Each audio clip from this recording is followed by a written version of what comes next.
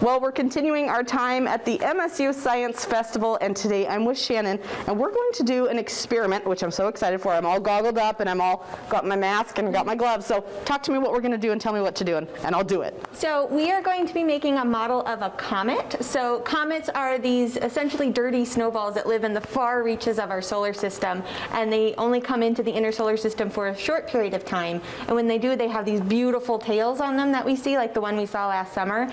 But we're going to make a model of the comet nucleus, so the main bit of it that lives out in the solar system. Okay, what do I need to do? You got all my ingredients so measured. Go down the line. We're going to start with that big cup, the big cup of water. Okay. That's just extra in case we need it. All right. So we're going to add in water because comets are made out of a lot of water ice. So we're going to dump all of that in. All right. And then we have a cup of dirt. So this represents the minerals and the rocks and the silicates that we see within comets as well. So that's some dirt from outside and some sand. Delicious. Seeing if there's any extra wildlife or worms. Nope, just dirt. And then there's some organic material, which we have in here some maple syrup to represent that. So delicious. Yes. You might need to use the spoon a little bit. Okay, all right, you're right. I need to scoop it out. Okay. There we go.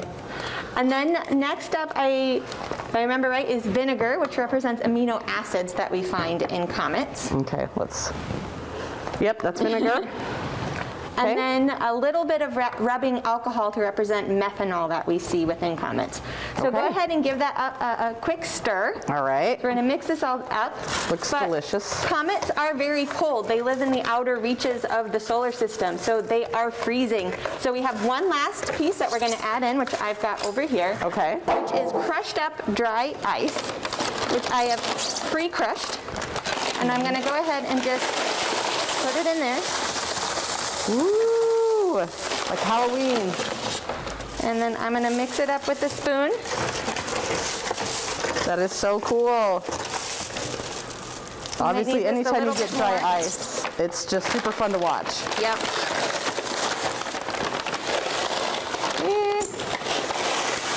There we go. So that should be good. We might need to add in a little more water here. But I'm going to see how it goes. We're going to try to squish it all together. Oh my goodness. So it stays one big chunk. Okay. You got to let the air out though because it starts to fill up the bag, you can see. Oh my goodness. I'm glad you're doing this. You're the expert, so you know what you're doing over there. There we go. Okay. And what did that do? We just put everything together. It's still a little crumbly, so I'm going to add in just a tad more water. Okay. You have to get the ratio just right sometimes. Right. And I'm just kind of squishing it together so that all the water freezes everything into one mass. And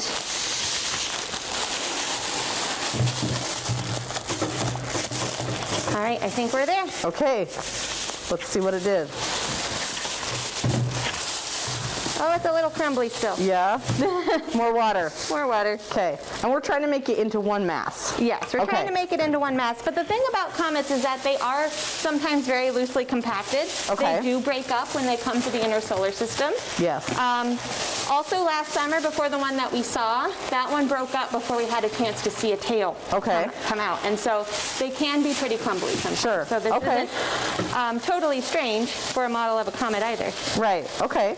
And this is one of the experiments that you can see if you come out to the MSU Science Festival. Yeah, on April 16th, there will be the Statewide Astronomy Night. So we have places all over the state that will be doing experiments and talks and events that night.